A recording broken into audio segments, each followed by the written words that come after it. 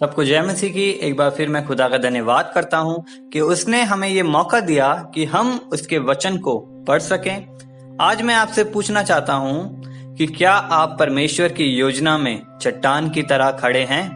क्या आप समझ रहे हैं कि आपका पल भर का हल्का सा कलेश, वो हल्की सी बीमारी आपको गिराने के लिए है? नहीं, बल्कि आपको बढ़ाने के लिए है। आज मैं आपको यूसुफ के जीवन से बताना चाहता हूं कि किस तरह वो खुदा की योजना में खड़ा रहा और उस जगह पहुंचा जहां उसे खुदा पहुंचाना चाहता था। तो आइए हम वचन को पढ़ने से पहले एक प्रार्थना करें।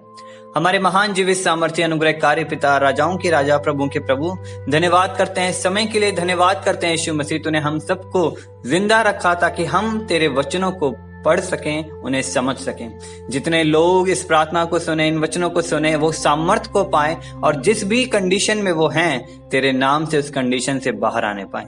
यीशु मसीह के सामर्थ्य नाम में हम मांगते हैं, आमीन आमीन। जैसे कि बाइबल में उत्पत्ति 37 उसकी 3 और 4 आयत में कुछ इस प्रकार से लिखा है, इज़राइल अपने सब पुत्रों से बढ़ के यूसुफ से प्रीति रखता था, क्योंकि वह उसके बुढ़ापे का पुत्र था और उसने उसके लिए एक रंग बिरंगा अंगरखा बनवाया। परंतु जब उसके भाइयों ने देखा कि हमारा पिता हम सब भाइयों से अधिक उसी से प्रीति रखता है, तब वे उससे बैर करने लगे और उसके साथ ठीक से बात भी नहीं करते थे। हालेलुया। परमेश्वर का वचन बताता है कि किस तरीके से उसके भाई यूसुफ से जलन रखते थे, क्योंकि यूसुफ अपने पिता का लाडला बेटा था और उसके भाइयों को ये बात अच्छी नहीं लगी। वो उससे ठीक से बात भी नहीं करते थे। आगे हम पढ़ते हैं 5 से 11 आयत में। वहां पर इस प्रकार से लिखा है कि किस तरीके से परमेश्वर ने अपनी योजना को यूसुफ पर जाहिर किया। परमेश्वर ने उसको स्वप्न दिए। उसने 2 स्वप्न देखे। पहला ये कि उसके भाई 11 भाई उसे दंडवत कर रहे हैं, और दूसरा सपना देखा कि सूर्य और चंद्रमा और उसके 11 तारे उसे दंडवत कर रहे हैं। और जब ये सपना वो अपने भाइयों को बताता है, अपने माता पिता को बताता है, तो हर एक उससे थोड़ा ढा करता है, किस प्रकार का सपना तूने देखा है। याकूब भी उसे थोड़ा डांटता है और बोलता है, क्या सचमुच हम तुझे दंडवत करेंगे? लेकिन 11वीं आयत में लिखा है, उसके पिता ने उसके उस वचन को स्मरण रखा। याकूब ने उसे बोला तो जरूर कि क्या हम सचमुच तुझे दंडवत करेंगे, लेकिन उसने अपने मन में भी उस वचन को स्मरण रखा। इस प्रकार से परमेश्वर ने यूसुफ पर अपनी योजनाओं को प्रकट किया। उसी तरह परमेश्वर ने एक योजना आपके लिए भी बनाई है, जो वो आप पर प्रकट करना चाहता है। जब आप खुदा के साथ सच्चाई और पवित्रताई से चलते हैं, तब वो अपनी योजना आप पर जाहिर करता है। आगे जब हम 37 अध्याय का 12वीं आयत से लेकर 36 आयत तक पढ़ते हैं, मैं आपको शॉर्ट में थोड़ा बताऊंगा। वहां इस प्रकार से लिखा है कि उसके भाइयों ने सोचा कि क्यों ना हम अपने भाई को घात करें, क्योंकि उसने जो स्वप्न देखा है वो उससे डाह करते थे और ये सोचते थे कि अगर हम उसे घात करेंगे तब देखते हैं कि उस स्वप्न का क्या अर्थ होता है। लेकिन उसके भाइयों ने, जो उसे प्रेम करते थे, उसे बचाने की खातिर उसे घात करने के लिए मना किया, और उन्होंने फिर बाद में योजना बनाई कि हम उसे एक गड्ढे में डाल देंगे। और जब यूसुफ ने ढूंढते ढूंढते आया तो उन्होंने उसको उस गड्ढे में डाल दिया। जब हमें लगता है कि हमें तो परमेश्वर की योजना का पता चल चुका है, हम तो जान चुके हैं कि परमेश्वर हमें कहां ले जाना चाहता है, तब हम थोड़े आनंदित होते हैं। तब हमें लगता है कि परमेश्वर हमारे साथ है, हमें कोई दिक्कत नहीं होगी। लेकिन शैतान भी उसी समय हमारे जीवन में कार्य करता है, ताकि हम परमेश्वर की योजना से हटकर शैतान की योजना में एंटर हो जाएं। जिस तरह यूसुफ भी खुश होगा कि मुझे सपना आया है, परमेश्वर की ओर से आया है और ये सचमुच पूरा होगा, लेकिन उसी के भाइयों ने उसे गड्ढे में डाल दिया। गड्ढे में डालने के बाद उन्होंने सोचा कि हम उसको घात ना करें, और उन्होंने देखा कि इश्माइलियों का एक दल ऊंटों पर सुगंध द्रव्य, बलसान और गंधरस लादे हुए गिलाद से मिस्र को चला जा रहा है। और उन्होंने सोचा कि क्यों ना हम यूसुफ को उन्हें बेच दें, और चंद 20 टुकड़ों चांदी के लिए उन्होंने यूसुफ को बेच दिया। हालेलुया। जब आप परमेश्वर के साथ चलना स्टार्ट करते हैं, जब उसकी योजना में चलने लगते हैं तब शैतान भी आपको दुख देने की कोशिश करता है और पूरी कोशिश करता है कि आपका ध्यान परमेश्वर की योजना से हट जाए। उसी के भाइयों ने उसे बेच डाला। आप सोचिए, 17 साल का एक लड़का जिसको अभी शायद कुछ ज्यादा ना पता हो, उसको जब बेचा गया होगा, क्या वो रोया नहीं होगा? क्या उसने ये प्रार्थना नहीं की होगी कि परमेश्वर मुझे अपने पिता के पास जाना है, परमेश्वर मुझे इनके साथ नहीं जाना? अपने भाइयों के सामने उसने गिड़गिड़ा कर भी प्रार्थना की, लेकिन उसकी किसी ने नहीं सुनी। लेकिन फिर भी यूसुफ परमेश्वर के साथ खड़ा रहा। वो ये सोच सकता था कि शायद वो सपना जो मैंने देखा वो गलती से देख लिया, वो मेरी कल्पना रही होगी, शायद वो परमेश्वर की ओर से नहीं है, शायद परमेश्वर ही नहीं है जो मेरी प्रार्थनाओं को नहीं सुन रहा। लेकिन उसने कुछ गलत नहीं बोला, वो सिर्फ परमेश्वर के साथ खड़ा रहा। और फिर हम जब आगे पढ़ते हैं, उत्पत्ति 39 अध्याय उसकी पहली आयत में वहां इस प्रकार से लिखा, जब यूसुफ मिस्र में पहुंचाया गया तब पोतीपर नामक एक मिस्री ने, जो फिरौन का हाकिम और अंगरक्षकों का प्रधान था, उसको इश्माइलियों के हाथ से, जो उसे वहां से ले गए थे, मोल लिया। हालेलुया।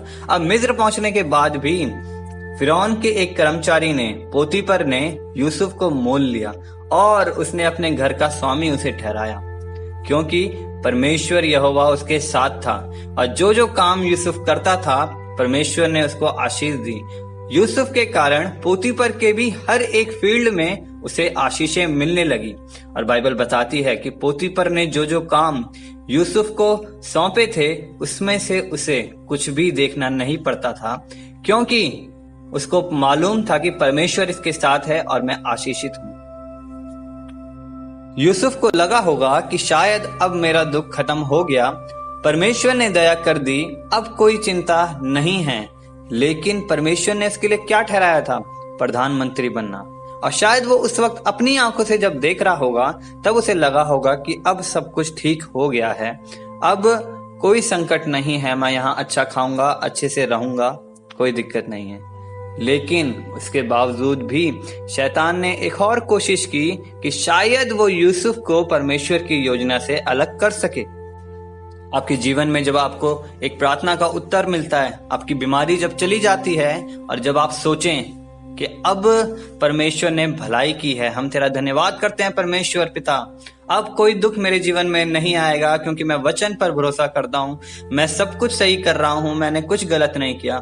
लेकिन उसी के बाद अगर आपके साथ कुछ बुरा हो, अगर आप पे एक और परीक्षा आ जाए, तब आप क्या करेंगे?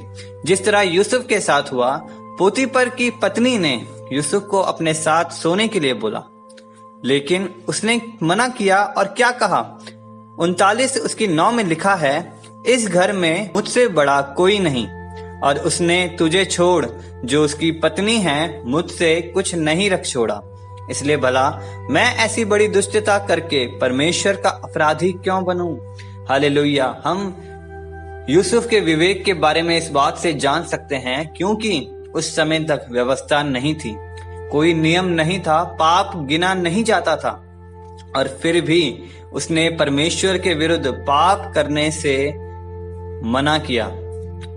हो सकता था कि अगर वो उसके साथ सो भी जाता तो क्या हो जाता? वो उसी घर में रहता, वहीं अच्छे से खाता पीता, कोई गलत उसके साथ नहीं होता, है ना? लेकिन वो परमेश्वर की योजना से हट जाता। जो परमेश्वर ने उसके लिए योजना बनाई थी वो रह जाती और वो परमेश्वर की दृष्टि में पापी गिना जाता। लेकिन यूसुफ के विवेक ने परमेश्वर के साथ जो चलने वाला था उसको बनाए रखा परमेश्वर की योजना में। उसने परमेश्वर के साथ खड़ा होकर दुख सहना भला समझा, ना कि इससे कि पाप करके परमेश्वर की योजना से दूर हटके थोड़े दिनों का सुख लेना।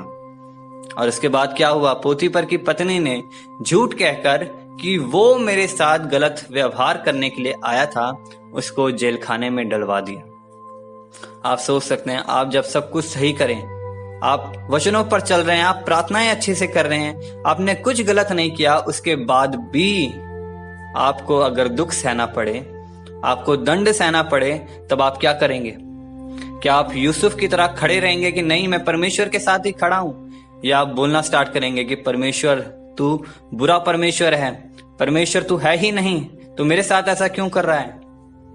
हमारा विवेक बताता है, हमें बताता है कि नहीं, परमेश्वर है, लेकिन जो हम देखते हैं हमारी आंखों से, शारीरिक आंखों से जो दिखता है, हम उसे ही सच मान लेते हैं। लेकिन मैं आपसे कहूंगा कि आप यूसुफ की तरह खड़े रहें, क्योंकि आगे जब हम पढ़ते हैं 40वें अध्याय में लिखा है कि जब फिरौन के 2 कर्मचारियों में से किसी एक ने अपराध किया होता है तो वो पिलाने हारे और पकाने हारे को, दोनों को उसी जेल में डाल देता है जहां यूसुफ रहता था, क्योंकि ये कंफर्म नहीं होता कि किसने अपराध किया।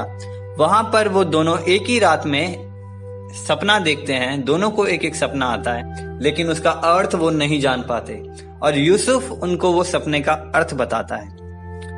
अर्थ बताने के बाद वो पिलाने हारे को कहता है कि जब तू अपना पद पा ले तब मुझे छुड़ा लेना, क्योंकि मैंने कुछ नहीं किया, जो पाप मैंने किया ही नहीं है उसकी सजा मैं यहाँ काट रहा हूँ। और यूसुफ के बताए सपने के मुताबिक पिलाने हारा 3 दिन में बाहर निकला और उसने अपना पद पा लिया।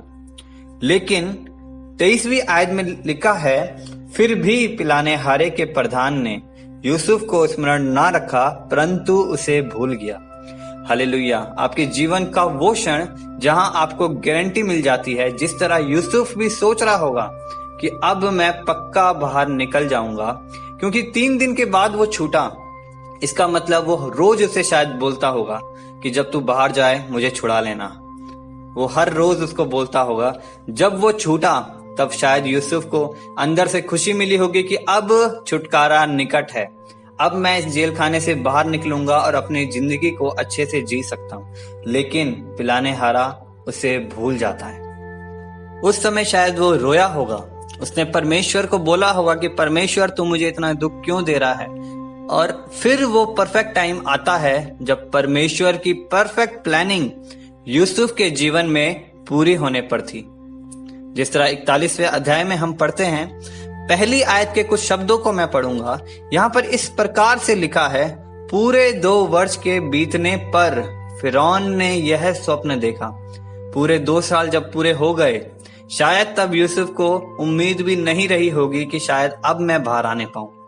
लेकिन फिरौन ने 2 वर्ष के बाद सपना देखा और उस सपने का अर्थ उसके पूरे राज्य में कोई भी नहीं बता सका था।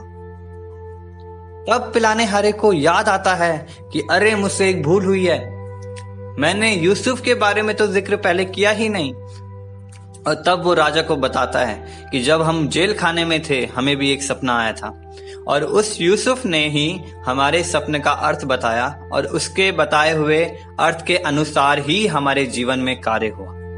तब वो फिरौन से बोलता है उसके बारे में और फिरौन उसको बुलवाता है और जब वो आता है उसके वस्त्र बदले जाते हैं और जब वो आता है तब वो फिरौन को उसके सपने का अर्थ के साथ साथ उसका सॉल्यूशन भी बताता है कि तुम्हारा राज्य किस तरीके से इस भुखमरी में बचा रहेगा, उस अकाल में बचा रहेगा। और फिरौन क्या कहता है, 41 की 37 आयत से मैं पढ़ूंगा। यह बात फिरौन और उसके सारे कर्मचारियों को अच्छी लगी। कौन सी बात? जो यूसुफ ने उसको सॉल्यूशन दिया। आगे लिखा 38 आयत में, इसलिए फिरौन ने अपने कर्मचारियों से कहा, क्या हमको ऐसा पुरुष जैसा यह है जिसमें परमेश्वर का आत्मा रहता है मिल सकता है? हालेलुया। जो समय परमेश्वर ने आपके छुटकारे के लिए ठहराया है वो बेस्ट है। आप सोचिए, अगर 2 साल पहले पिलाने हारा फिरौन को कह भी देता कि उसे छोड़ दे, तो फिरौन ज्यादा से ज्यादा क्या करता? उसे बुलाता, उसकी प्रशंसा करता शायद, और उसे भेज देता कि जा तू अपनी जिंदगी जी सकता है, तुझे मैं छोड़ता हूं। लेकिन फिरौन ने यूसुफ को उस समय बुलाया जिस समय यूसुफ की सबसे ज्यादा जरूरत थी। उस समय पर यूसुफ बाहर आता है, सपने का अर्थ बताता है और सॉल्यूशन बताता है। फिरौन उसे पूरे राज्य का प्रधानमंत्री बना देता है। हालेलुया। जब आप खड़े रहते हैं, आपको लगे कि ये कंडीशन अगर मेरी बदल जाए तो मेरे जीवन में बड़ी गवाही होगी, लेकिन परमेश्वर सोचता है इस कठिन परीक्षा जिसके बाद जब तू पीछे मुड़कर देखेगा तब तू कहेगा कि धन्यवाद करता हूं परमेश्वर कि तूने मुझे उस समय बाहर नहीं निकाला, जिस तरह यूसुफ को लगा होगा। अब उसने परमेश्वर को महिमा दी होगी कि परमेश्वर तेरा धन्यवाद करता हूं, क्योंकि अगर ये सब मेरे साथ ना बीतता तो मैं शायद प्रधानमंत्री नहीं बन पाता। और आगे जब हम पढ़ते हैं 42वें अध्याय को, वहां पर जब अकाल पड़ जाता है, यूसुफ प्रधानमंत्री बनाया जाता है और यूसुफ के भंडारों में इतना खाना रहता है कि दूसरे राज्य के लोग भी उसके यहाँ भोजन मोल लेने आते हैं। तब उसी के भाई उस जगह उससे मोल लेने के लिए आते हैं और उसे दंडवत करते हैं, जैसे कि आप 6वीं आयत में पढ़ सकते हैं। अब आप सोचिए, जो स्वप्न परमेश्वर ने यूसुफ को बचपन में दिखाया था, वो सपना, वो योजना परमेश्वर ने पूरी की। लेकिन कैसे? जब यूसुफ परमेश्वर के साथ खड़ा रहा। उसके पास परमेश्वर को बुरा बोलने का समय था, जब वो गड्ढे में गिराया गया, मिस्रियों को बेचा गया। उसके पास पाप करने का मौका था, जब पोतीपर ने उसे कहा, पोतीपर की पत्नी ने उसे कहा, वो कर सकता था कुछ भी, लेकिन वो परमेश्वर के साथ खड़ा रहा। क्या आप भी परमेश्वर के साथ खड़े हैं?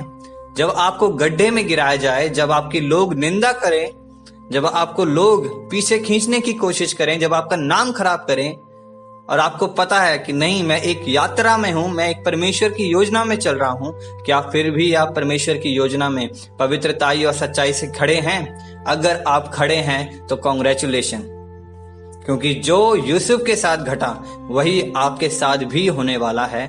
परमेश्वर की सिद्ध प्लानिंग आपके जीवन में पूरी होने वाली है, और जब वो पूरी होगी तब आप कहेंगे कि परमेश्वर तेरा धन्यवाद करता हूं कि तूने उस समय मुझे उस बीमारी से नहीं निकाला, उस कर्जे से नहीं निकाला, ताकि मैं यहां पहुंच सकूं।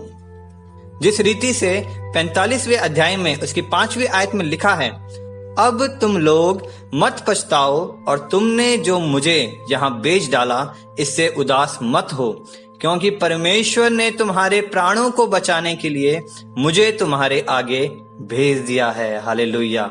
यूसुफ ने पूरी योजना को परमेश्वर की समझ लिया और अपने भाइयों को भी माफ किया और उनसे क्या कहा, उदास मत हो, क्योंकि परमेश्वर ने ही तुम्हारे हाथों से मुझे बेच दिया ताकि मैं तुम्हें बचा सकूं। इसी प्रकार से परमेश्वर आपके साथ कभी कुछ ऐसा नहीं होने देगा जो आपकी हानि के लिए हो, क्योंकि उसका वचन कहता है, जो योजना मैं तुम्हारे विषय बनाता हूं वे हानि की नहीं बल्कि लाभ की ही हैं। तो मैं आपको उत्साहित करना चाहूंगा इस वचन के माध्यम से, आप जिस भी कंडीशन में हैं, परमेश्वर के साथ वफादार रहिए, परमेश्वर के साथ खड़े रहिए, पाप में मत गिरिए, सच्चाई और पवित्रताई से परमेश्वर के पीछे चलिए, और मैं आपको गारंटी दे रहा हूं कि परमेश्वर आपको छुड़ाएगा और उस स्थान में ले जाएगा जहां उसने आपको ले जाने के लिए चुना है। सो गॉड ब्लेस यू ऑल। प्रभु आपको ढेर सारी आशीष दे।